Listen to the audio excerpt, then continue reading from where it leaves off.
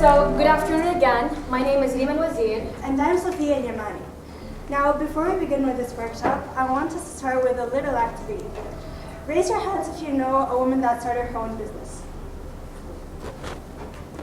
Now, keep your hands raised if you know 3 or more women that started their own business. Okay, so we're doing this because we want you to see that there's a growing number of female entrepreneurs out there. But what does this have to do with branding? So this workshop aims to give you guys an idea of how you can stand out or how you can be different in the competitive market of today. So we might have the same product, we might offer the same service, we might even have the same exact career. But with branding, if used effectively, you will be able to shape how you want people to view your brand or your brand name and feel when they see your brand or hear about it even. And just in general, gives them an idea of where you want to go and who you want to be. We hope you guys enjoy. And please help me in welcoming our first speaker, Amna Alyamani.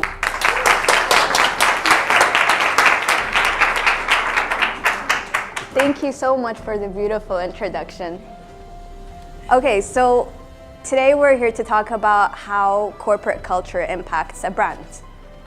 Just to give you a little bit of information about myself, my name is Amna Alyamani. My background is in hospitality management, specializing in marketing. I've worked at Al-Baik for 5 years, working in their corporate communications division. For a minute, I want you to forget about brands and what today's subject is. And I want you to tell me what you think defines a person. What makes them unique? Personality. Okay, can anyone give me any other? Their style. Okay. Sorry? Doing something new. Okay. Okay, so you guys realize that a person, their different characteristics is what makes them unique. Just like a brand. If you look at a brand like a person, the corporate culture is what makes that brand stand out and give it that sense of authenticity. Does anyone know what will make, other than the vision, what will make a brand unique? No?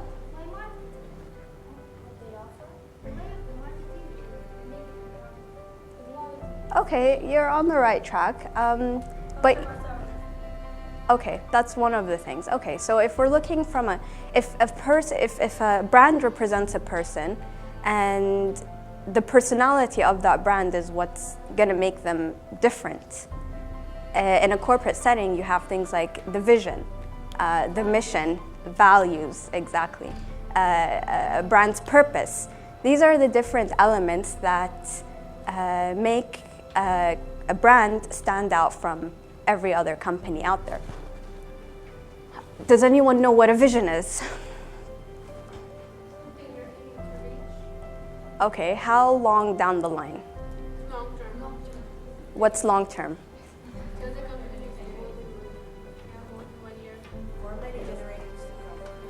Okay, basically, so it's looking at things in the bigger picture. Where am I today? Where do I want to be 10, 15, 20 years down the line? Some people can have visions of where they want to be by, so if I'm looking at my life now, where do I want to be by the time I'm a grandmother? That's how long a vision can go, can look into, okay? What about a mission? How are you going to achieve that? Exactly, perfect answer. And a purpose?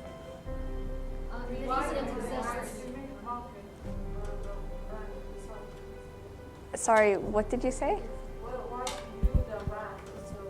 Exactly. So I think you both said the same thing, Khulud and Malish, I'm not sure. Okay, so basically, ultimately, the purpose of a brand is why you're here and why you exist. Now, just like any person, if you know why you're here and why you exist, isn't that going to make every life decision you make a lot more meaningful? If you think about it, hatta us as people, any decision that we make in our lives, it has to have consequences. and if you have a focus of what you want to achieve in your life, then by the time you grow up, you're going to be proud of who you are. Because you know that you've fulfilled what you have set out to do your entire life. It's the same thing with a brand. If you have a purpose, everything becomes much easier to analyze and say, because you know exactly where you want to be by the. Okay, so I'm gonna give you a few examples of purposes, and I want you to tell me if you can figure out which brand it is. To remove the barrier of having to learn to use a computer, can anyone tell me which brand this belongs to? Cool. Okay, so the idea is if you're figuring it out, if you're figuring it out, it means that everything that they're doing in terms of communications is fulfilling their purpose. Okay, next one. To inspire and nurture the human spirit, one person, one cup, and one neighborhood at a time. Can you speak up so that, yeah, okay, great. Last one. Creating magical experiences. Perfect, you guys are doing great. Okay, so that's the idea. If a brand has a purpose and they know where they want to reach.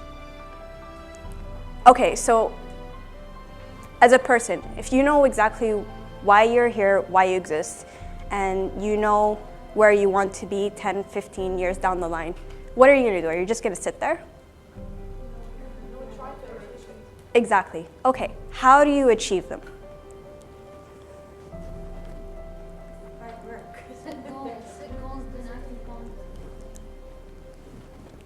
Thank you.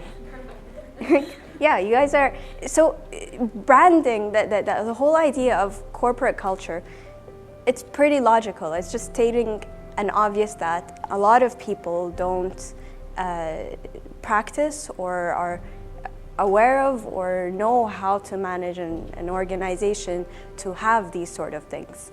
So if you're setting goals, what's gonna happen?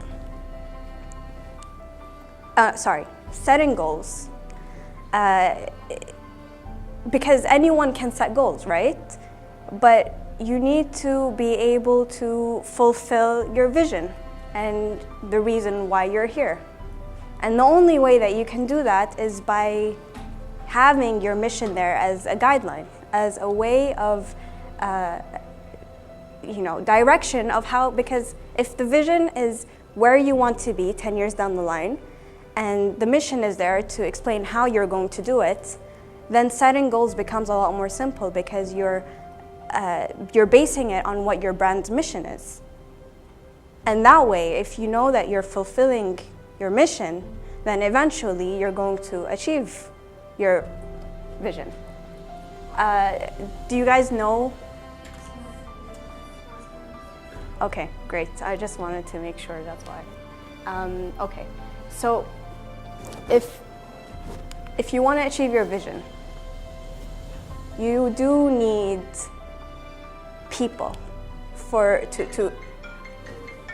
okay, so you do need people to be able to fulfill them, because especially in an organization, working alone is never a solution. And especially if you have big dreams for your company, you can never do it alone. You always have to work in teams. And I think that's actually one of the great things about university. It teaches you I know you all have projects that you work together in teams with. The whole objective is that when you graduate and you're in the corporate world, then you're able to work better with teams. And the objective is that in the future, if you do ever choose to have a company, then you're gonna know how to rely on people to fulfill your goals for you. And if you do work in teams and you are working towards fulfilling your vision, eventually you're gonna get results, right? Okay, who do you think is gonna get impacted? The company, society? Okay. Okay, yeah, that's pretty much, in the corporate world, you call that stakeholders. Okay, and stakeholders is basically anyone that you interact with. So whether it's the customer, the team, society, community, the government, suppliers, anyone that you interact with, the team I think is one of the most important ones, believe it or not, because if you include them as part of the mix, then they're going to feel proud of working in an organization, and they're going to want to work that much more to fulfill your vision and the purpose, you know? And if you do actually achieve results, you're going to build some sort of a connection with people, right? With all your stakeholders, because you have a vision, you know exactly who you are, you know where you want to be, and you're working towards that goal. And everything you're doing is to satisfy your stakeholders. So if you're actually achieving results for what they want and what they need, then they're going to have an emotional relation to your brand. And if they have that emotion, then you're basically one step closer to achieving your purpose and your vision. Okay, how am I doing? Yeah? Okay, great. Okay, so in terms of how that concept of logic, how does that impact a brand's identity? Okay. Okay, now the thing is, when it comes to a brand, if you know what your purpose is and you know you have set goals of what you want to achieve in a year, 2 years, 3 years down the line, does it everything that you do in terms of work get impacted? Okay, so everything, and I mean in terms of the name, the logo, whoopsies. Okay, so you have the brand name, the logo, the overall look, the service experience, the kind of products that you have. All of these things are going to get impacted because you know exactly where you want to be. So every choice that you make, including all of these things, it falls under even the tone of voice that you have. Everything, it's going to be driven by your main focus, which is your purpose, your vision, mission, and your values. But the values is more related, if you actually achieve results and you're sticking with your values, you're going to feel a lot more proud of yourself because you know that you haven't cut corners or done things in a way that you wouldn't be proud of at the end. So I want to use Coca-Cola as an example. This is actually a fact. This year, Coca-Cola has rebranded and they've changed their slogan from, their purpose is to inspire moments of optimism and happiness. And if you keep that in mind and know that they changed their slogan from open happiness to taste the feeling, I want you guys to discuss between yourselves whether you think this is a good change or a bad change and why.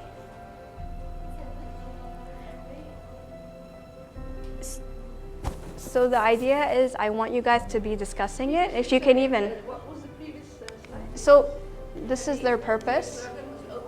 So that's something that they've been using since 2003. So it's when a brand chooses to change their slogan or their logo or anything that represents their identity, it becomes a little bit of a sensitive subject because you're trying to appeal to the mass and change behavior in a very large scale. So when you're actually changing a strategy for brands, you really have to take a lot of careful measures to make sure that it's going to be well accepted and going to add value to achieve your purpose, your vision, and abide by your mission. Okay, I think that pretty much sums up the class. I hope I was of added value, and thank you for your time.